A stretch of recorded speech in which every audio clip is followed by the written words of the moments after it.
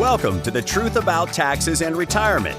This podcast is brought to you by SavingYouTaxes.com and hosted by J. Barry Watts. As an advanced tax strategist and enrolled agent federally licensed by the IRS, Barry is uniquely qualified to go deeper into the Internal Revenue Code than most accountants. He understands and interprets its provisions, explaining how they'll help you reduce income taxes you owe so you can direct that previously wasted tax money into tax-free accounts that you can enjoy in your retirement years. Now, on today's episode. In a time of skyrocketing healthcare costs, how can the average person pay for long-term care? Hi, I'm Patrice Sikora, the producer of The Truth About Taxes and Retirement, and this topic hits close to home for me. I am caring for my mother, who is 89. She scares my siblings and me every day because her knees are shot. She can barely walk, and she's got steps all over the place. And I know I'm not alone. Thousands of our listeners face the same problem, or you will. So grab your friends, your family close to listen, and share this podcast with them as we join host Barry Watts on The Truth About Taxes and Retirement. Thank you, Patrice, and welcome to The Truth About Taxes and Retirement, where today we're going to focus on a specific retirement issue that many people face, which is how to pay for long-term care and how to do it in a tax-sensitive way. Now, this topic is near and dear to the hearts of many people. It's affected my family. My father-in-law died of Alzheimer's while in a care facility, and my grandmother died of old age at 94 in a care facility just a couple of years ago. So this topic matters to me, and it's affected you, Patrice, as you said. Indeed. 94. My God, that's great for her, though. Wasn't it, though? So, but what that also means is that her daughter, my mother, is likely to live to 100. There's a significant chance that she may actually outlive me. And so I just think that's interesting when that's possible. We women do rather better, don't we? Well, and she's very healthy. In fact, I'm getting ahead of myself in the story already, but we actually did a medical exam on her a few years ago where they essentially score you from 1, which is Olympic athlete, to 20, which is dead. And, we kind of expect people to score, 4 or 5 or somewhere in there. And people who aren't very healthy score 10 or 12 or 15. My mom scored a 1, and that was in her 70s. So she is very fortunate in that way. Now, having said that, less than 2 years after that particular examination, she had a stroke. No long-term effects from it, fortunately, at least none that she acknowledges. Sometimes my dad gives her some grief about them. But anyway, the point is, this is all going to face, we're all going to face this. This is going to affect all of us. 100% of us here in the studio, you and me, Patrice, have been affected by this.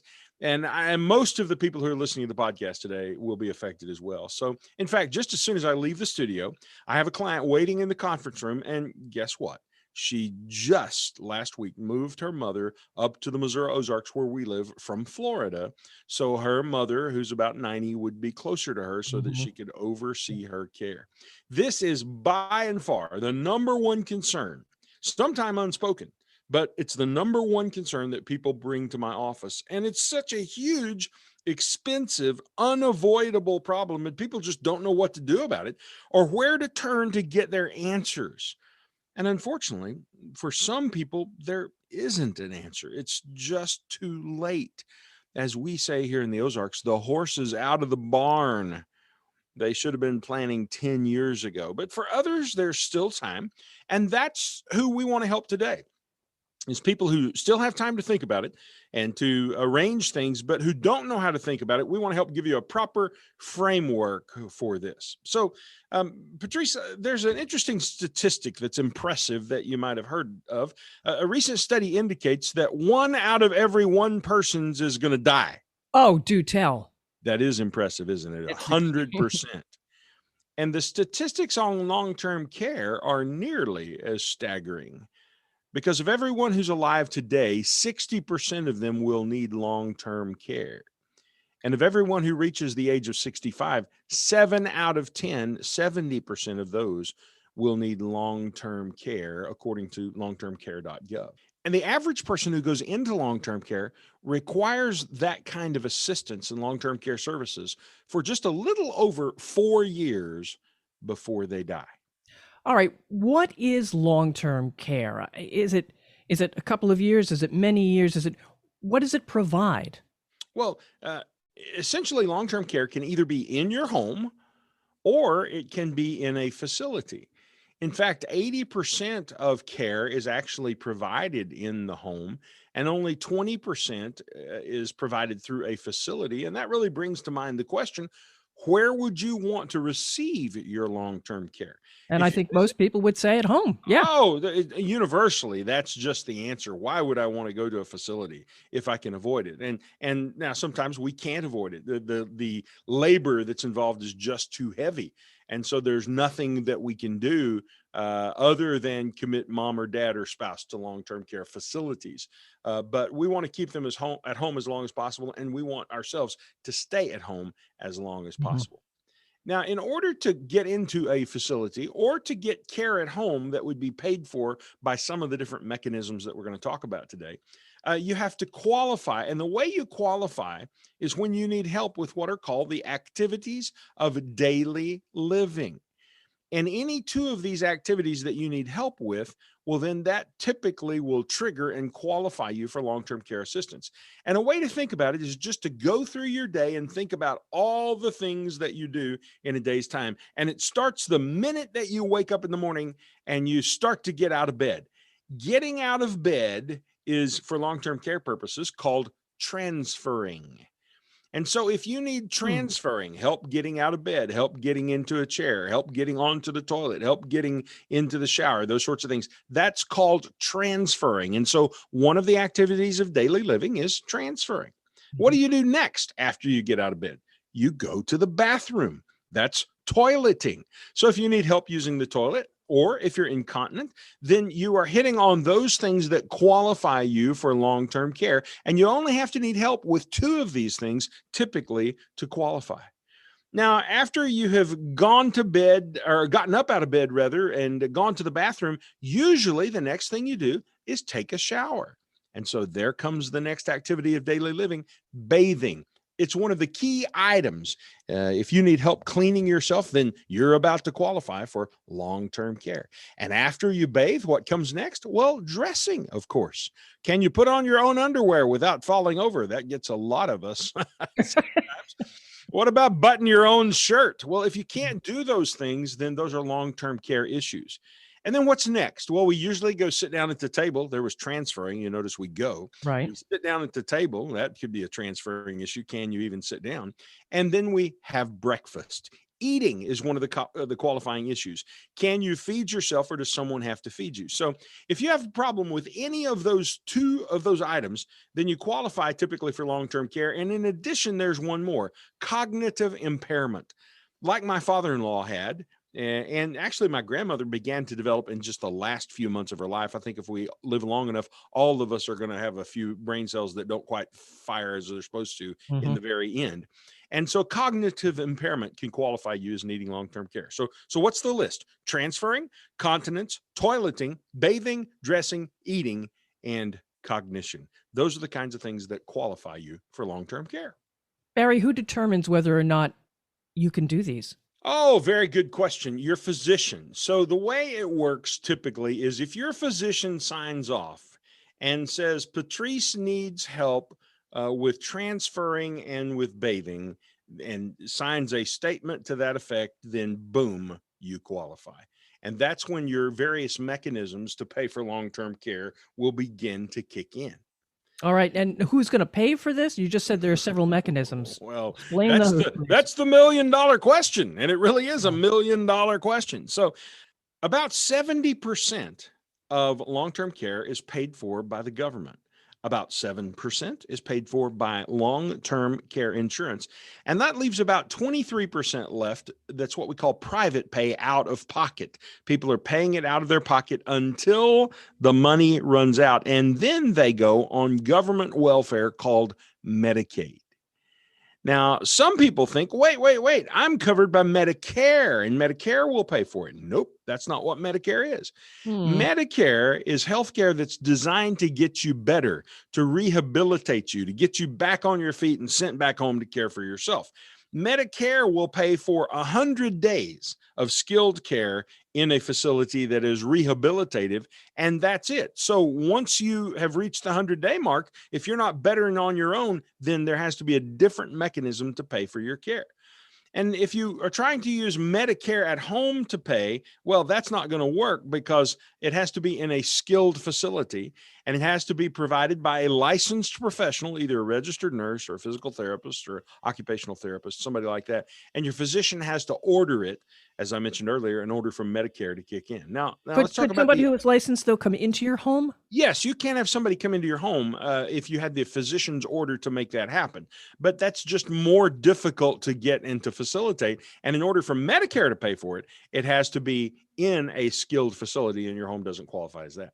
Okay. Now, the other M word that people are confused about, and I even get confused. I think you heard me do that a moment ago, and use the terms improperly. And everybody who talks about this in my office uses the wrong term. And that is the concept of Medicaid. What is Medicaid?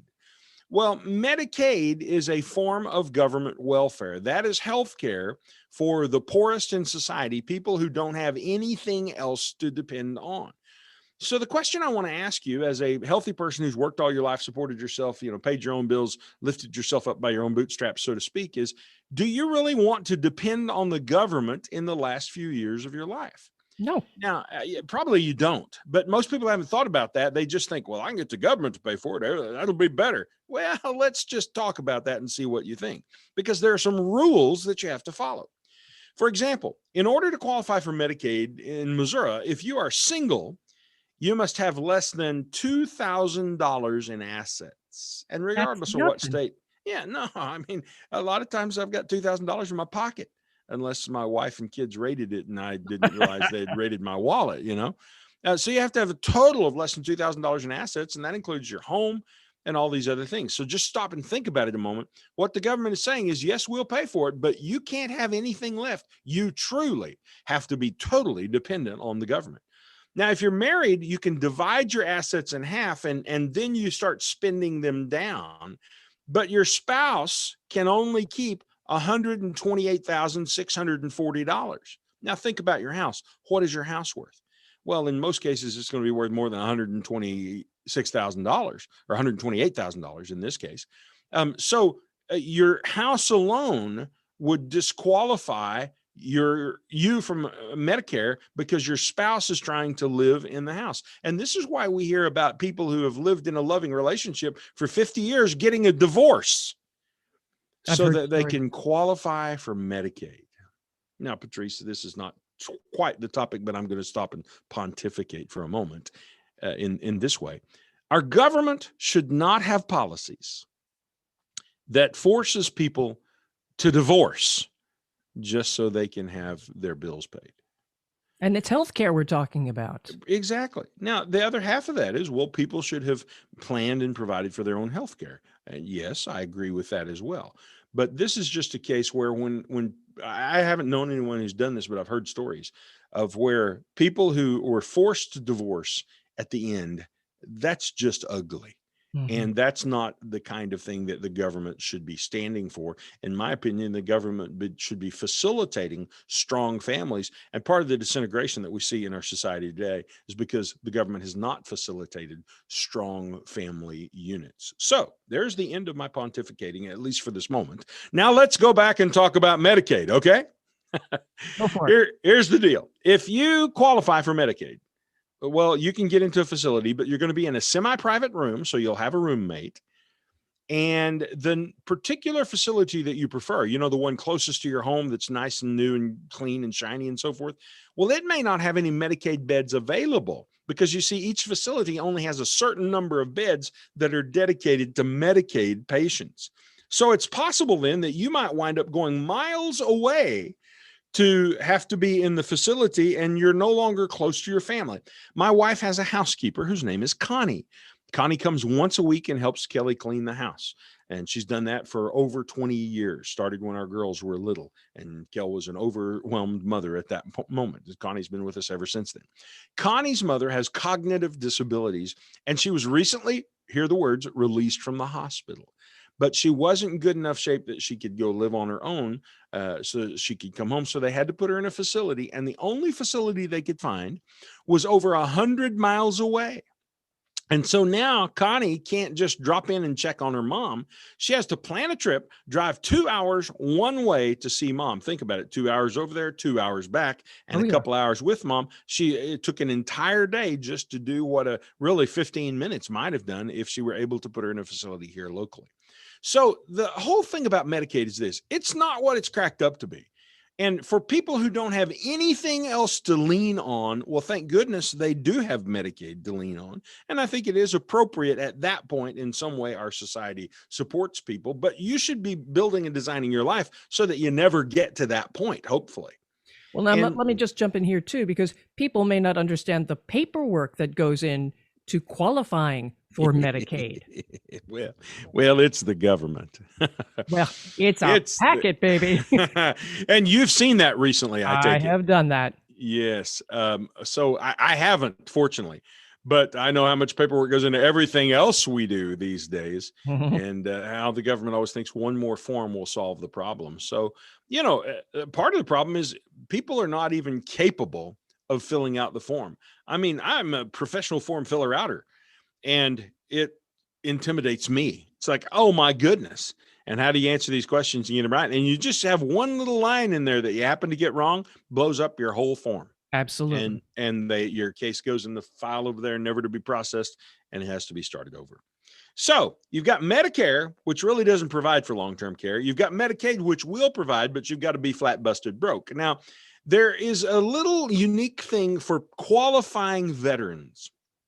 And when I say qualifying, I can't tell you off the top of my head what the rules are, but for veterans who I know were discharged honorably and who qualified during certain times, they were in the service during certain times, they can get $27,000 per year if they qualify. So if you happen to be a veteran, that's just a thing to kind of hang on to and be aware of.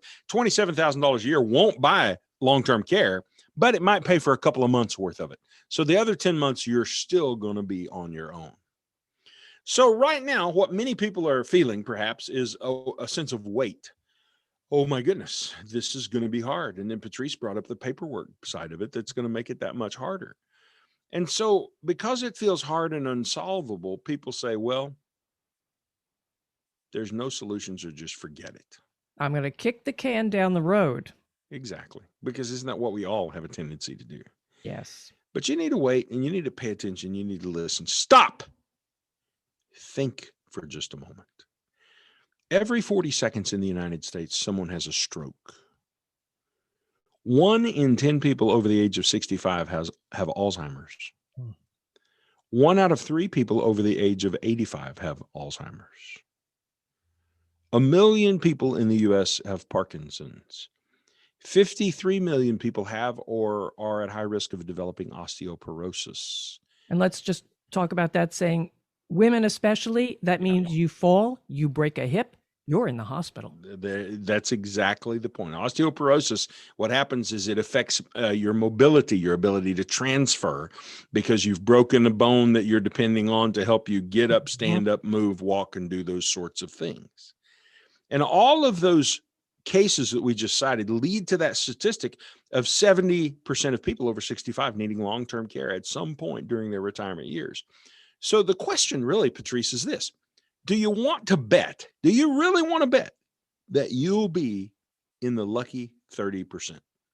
I haven't won the lottery yet, so I'm not betting. Yeah. Well, 7 out of 10 people listening at the moment. If you happen to be in a crowd, just look around and count them off, and you can figure out which ones will have to have long-term care and maybe which ones won't. So, now, you talked about insurance, Barry. You said 7% of LTC is paid for by insurance. What is the maximum age you can get this insurance? I mean, I'm not thinking they're going to insure you if you're in your 70s. Well, there's technically no maximum age, but there are health qualifications. And most people, by the time they reach 70, have got enough things going on that they trigger the health qualifications and therefore don't qualify. But if they do qualify, When you buy it at age 70, it's a lot more expensive than if you had bought it at age 50. But this is really a red herring. This piece of the conversation doesn't matter, and let me tell you why. Long-term care insurance, pure long-term care insurance, which 25 years ago we were recommending to a lot of our clients, was a great idea back then. But what's happened since then is people have started living much longer than the insurance companies were expecting them to. And so they had not built up reserves to pay those long stays in long-term care. And therefore, the insurance companies have had to start either reducing benefits or increasing premiums. So people who still have long-term care policies, when they get their new premium statement for the next year, it'll say, look, you're going to have to pay 25% more, or we're going to reduce your benefits from where they're at today by 25%, let's say. Ooh. And so, how many 25% reductions can you take? Yeah. Until you're done. So today I have hardly any clients who still have traditional long-term care policies in place. There are a few, but not very many. So for the most part, you need to get out of your head the idea that you're going to go buy long-term care insurance. And the people who have it don't like it. And one of the reasons they don't like it, beyond the fact that the premiums are increasing and the benefits are reducing, is they don't like it because long-term care insurance was designed to either use it or lose it. So if you paid into it starting at age 50 for all those years, you get to age 80 and you've paid in several $1,000s every year for 30 years, you get to age 80 and you fall over dead. Guess what happens to all that money that you paid in? The insurance company keeps it? That's exactly right. So it's use it or lose it. And who wants to use it? True. My goodness. So this reminds me of that old saying when I was a kid growing up. We used to hear, well, you're damned if you do and you're damned if you don't. And that's exactly what the case is here with traditional long-term care insurance. So here's where that industry is. Many insurance carriers have actually stopped writing long-term care insurance policies and don't even process it anymore. So that brings us to the question, well, how can I pay for it? Then if I can't buy long-term care insurance and I don't have enough money to just write an indefinite check for about $10,000 a month. And by the way, that's what it was costing 3 years ago when we had my grandmother in a facility here in the Missouri Ozarks. Congress in 2010 passed a law, and the law was called the Pension Protection Act. The Pension Protection Act. And what this law allowed, among other things, is that if you have an existing annuity account or a life insurance contract, you can withdraw cash from that existing annuity or life insurance contract, and you won't owe any taxes when you withdraw the cash. And you can put it over into a long-term care type of policy that will pay out on a tax-free basis, and it will pay for your long-term care. Now, here's an example. Let's pretend a person has $200,000 in an annuity.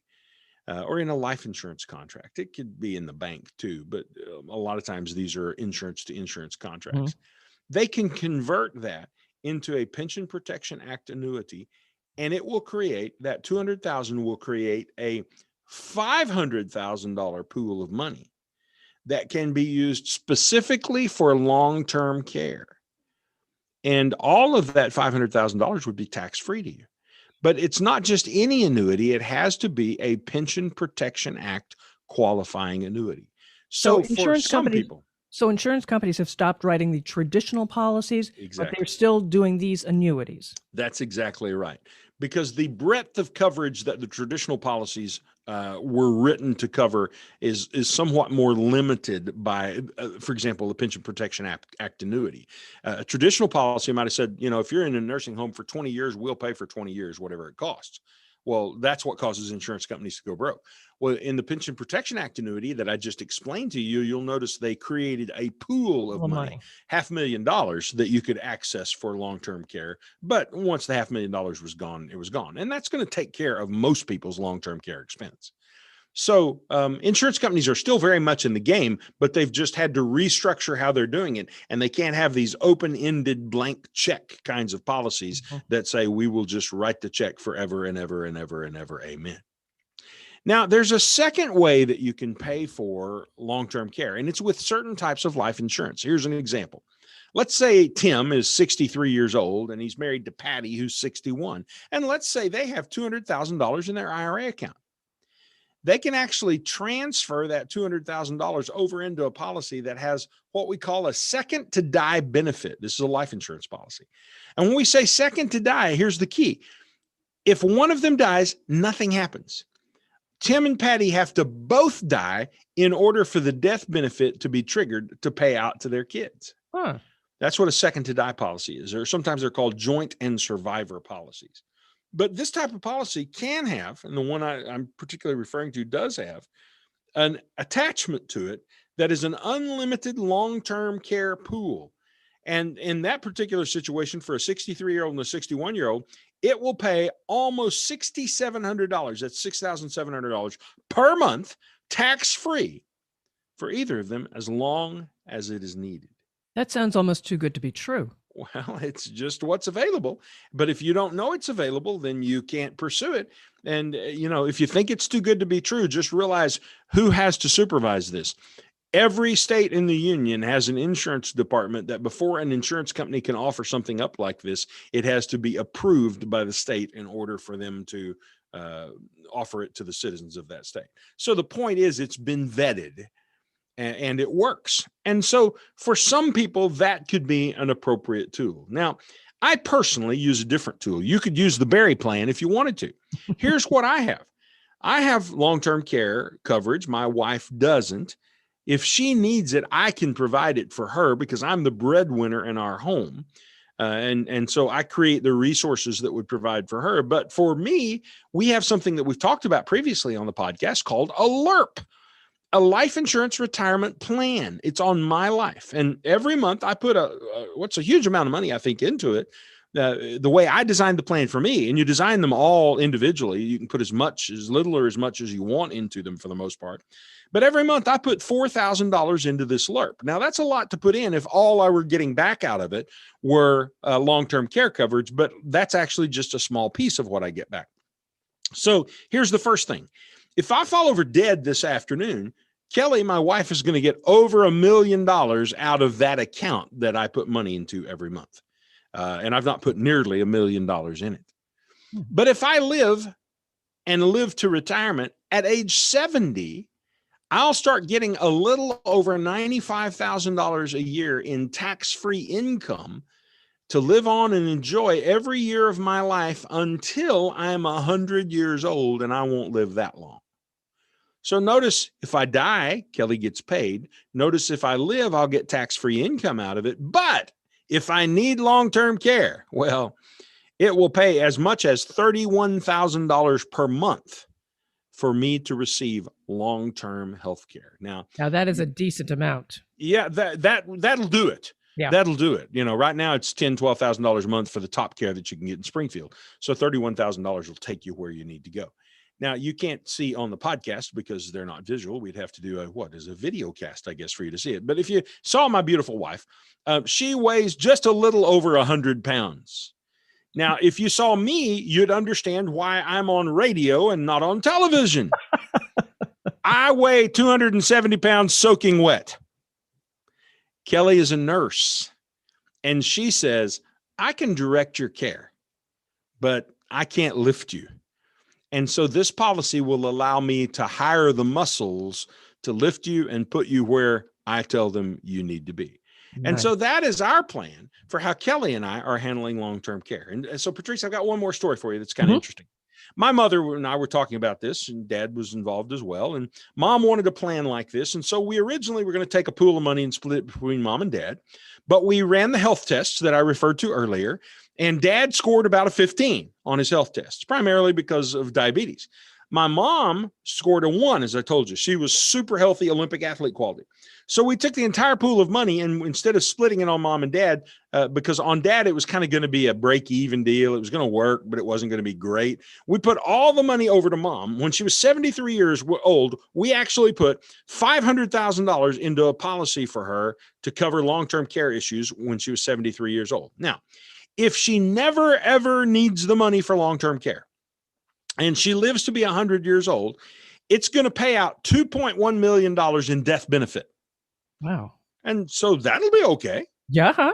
But if she needs long-term care, let's say at age 85 or age 90, it'll pay $240,000 per year tax-free for someone to help her deal with transferring and toileting and bathing and dressing and eating, etc. And her two sons and her nurse daughter-in-law appreciate the fact Yes. that she has a Yes. plan to provide for her care. Now you might say, well, what about dad? Who's going to pay for mom's care? Or who's going to pay for dad's care? Yeah. Dad's got mom, is the point. True. And so, Okay. so Okay. mom can be the caregiver for dad, and mom will outlive dad unless something strange occurs. And so, and if that happened, if mom died first, well, then dad's going to have this $2 million pool from the death benefit that he could use to provide for his own care. So you see how we just insured one of them, but we've kind of got them both paid for either way. So here's the thing that you want to be sure you do. You need to hear these stories and hear that there are tools and solutions out here. And you just need to resolve in your mind that you're going to protect your family, because if you don't, here's what's going to happen. You're walking off into the retirement sunset happily, both of you doing well. And suddenly one of you has an incident, health crisis, that starts the downward spiral. And that spouse has to go into a care facility, and we start writing $10,000 a month checks out of the retirement accounts to pay for that spouse's care. Now, if you're writing $10,000 a month out to pay for care, guess what? You really had to take out about $13,000 a month, because you have to pay the taxes on the money before you write the check to the care facility. So how many months could you spend that $13,000 a month until you had substantially damaged the family nest egg? So if you're in there for 4 years, I don't know what 13,000 times 12 times 4 is. Patrice may do that math for us really quick. It's going to be about 153, and it's going to be about $600,000 roughly. Be interesting to know how close I am on that, but it's about $600,000. And so imagine if your nest egg took a $600,000 hit and then you die. Well, what'd you do? You left your spouse here healthy to live the rest of their life, but now their assets have been severely impacted, Right? Because you spent all those assets on your care. So that's something that you want to avoid if you possibly can. And the way you avoid it is by preparing for long-term care eventualities that 70% of us are going to experience, and having a plan in place. So how do we go about strategizing this? How do we qualify for all these strategies you've mentioned? Well, the first thing, Patrice, is this: you can't wait until you need it in order to apply for it and set it up. You purchase these things with your health. People would think you purchase it with your wealth, and your wealth certainly involved because you have to write a check. But you purchase these with your health, and if you've lost your health, it's too late, because there are health qualifications. You know, for example, let's say that you have an osteoporosis diagnosis. And as you mentioned, that affects women more than men for whatever reason that I don't know, at least the reason for that. But if you have an osteoporosis diagnosis, from a long-term care perspective, they're going to look at you and say, nope, sorry, we're not going to do that. Because they are looking at you and saying, well, that's a guaranteed trip to the nursing home at some point in the future. And even some of these insurance solutions won't cover an osteoporosis diagnosis. What they'll do is they'll say, well, we'll provide you the insurance that we talked about here, and you can take the money out and spend it to live on, like Barry's going to. You can take the money out, and if you die, and the family will be paid, but we're going to strike that line that says we'll cover your long-term care, because we see already that you are a guaranteed long-term care case. So you have to purchase it while you still have health that is qualifying. Now, I have had 75-year-old diabetics who qualified. Really? Yes, but I've had 50-year-old professionals who take a lot of painkillers, just who have a subscription for oxycodone or something like that, because they have some significant pain. And well, think about how the insurance company looks at that. They say, you're 50 years old. And my response to the insurance company is, well, they're on their feet every day. They're working hard, and they're lifting stuff and doing things. And the insurance company says, well, at that age, if you're having to take these kind of painkillers on a prolonged basis, that tells us that somewhere in the future, you're not going to be able to transfer. You've got a bone and joint kind of issue. So we think that's going to be a long-term care case. And insurance companies then back out of what they think is going to be a definite long-term care case. So the solution to all of this is to apply sooner instead of later, well before you're going to need it, and while you still have your health. Now, why because, do go ahead, I'm sorry. well, I was just going to say, because it's with your health that you qualify. Why is it that people don't understand long-term care? Why do we not hear about this when we are in our 40s or our 50s? Well, maybe because they haven't listened to the podcast. Well, so, who's planning for the future? America true. is the live in the moment society. Take no thought for tomorrow. I'm just going to have the party today, and we'll put it on the credit card and we'll pay for it somewhere down the road. That's just kind of an American mentality. Previous generations, when you go back 3 or 4 generations, people didn't think that way, but they certainly think that way today. And interestingly enough, 3 or 4 generations, there was no long-term care 3 or 4 generations back, because first of all, people didn't live that long. And secondly, if they did live that long, they usually lived next door to the kids or Right. out back. I was impressed. We were in Switzerland 25 years ago, and I was impressed. We were touring the countryside in a valley there called Emmental, and every farm, which a decent sized farm in Switzerland, was 30 acres. And, that's like a lot in the part of the world where I live. A decent sized farm might be 3,000 acres, but these guys are all living and farming 30 acres. And they would have a big house barn. Mhm. And so up overhead is all the hay and storage. And in one end of the first floor are the cows. And in the other end of the first floor is the actual house where the family lives. And that's the way all of these looked. And then out back, there'd be a little tiny house. And the little tiny house was the grandpa house. And Aw. so when the time came for grandpa to retire, grandpa would move out of the big house. He would move to the little house out back. And then the oldest son, in the culture where we were at that time, would move into the big house and would carry on the farm. And even in our culture, when I was a kid growing up, all the elderly in our community were still there and were still hung around, and kind of everybody cared for them and their family cared for them and so forth. But with the advent of the interstate highway system, which started in the Eisenhower administration back in, what was that, the 50s, Mhm. suddenly people don't stay close to home. People It's true. travel. In fact, I am going next week to Indianapolis, Indiana, to apartment shop with my daughter. Yeah. On Friday, I'll be in St. Louis visiting my daughter. And that's a 3-hour drive. Indianapolis is an 8-hour drive. So the doggone interstate highway system has moved my kids away. You can blame it on the interstate. Don't worry. You can. We'll listen it to just you. the point is, it gave them the notion that they could go other places. They Yeah. could see other things. And prior to that time, people didn't get out of the little valley where they were born. They just lived there. So people have gone wherever they've gone. They're doing whatever they're doing. There's not the family around them to take care of them.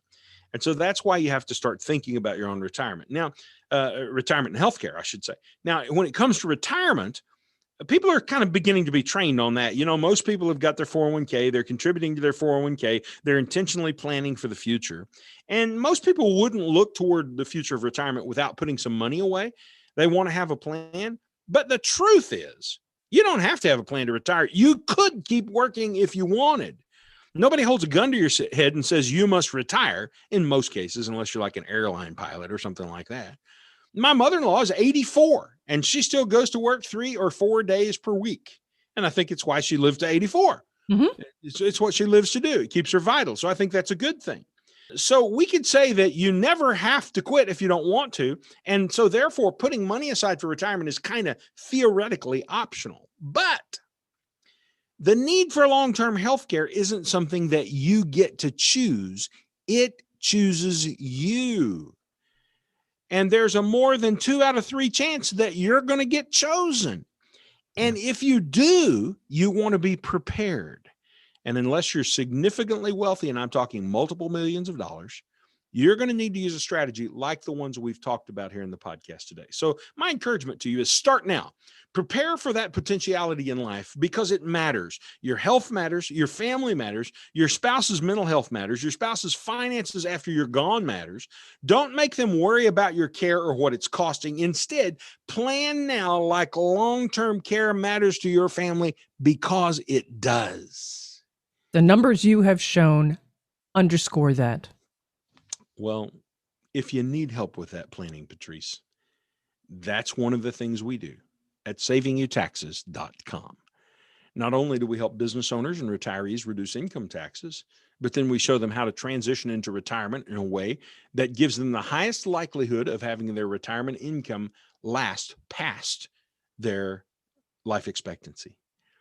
And a part of that is to be sure that long-term care has been provided for and doesn't sink the family ship financially. So reach out to us by going to savingyouTaxes.com, and there you'll find a phone number where you can call us and we'll schedule a phone conversation to talk about your situation and to discuss how we can build a bridge across the troubled long-term care water and get you and your family safely to the other side. If you found the podcast today helpful, I hope you'll click share and send the link to your friends who might be interested. And if you haven't already, I hope you'll click subscribe, and each episode of the podcast will be automatically fed into your listening device, so the next episode will always be teed up and ready for you to listen. You can find all the episodes of the podcast by going to savingyouTaxes.com, and in the upper right-hand corner, there's a big green button that says listen to our podcast. And if you click on that button, it'll take you to the podcast page where the entire podcast library is available. Until next time, I'm tax strategist and retirement designer Barry Watts for savingyouTaxes.com, reminding you that when it comes to retirement, if you don't get the taxes right, and shall I add long-term care, then nothing else matters.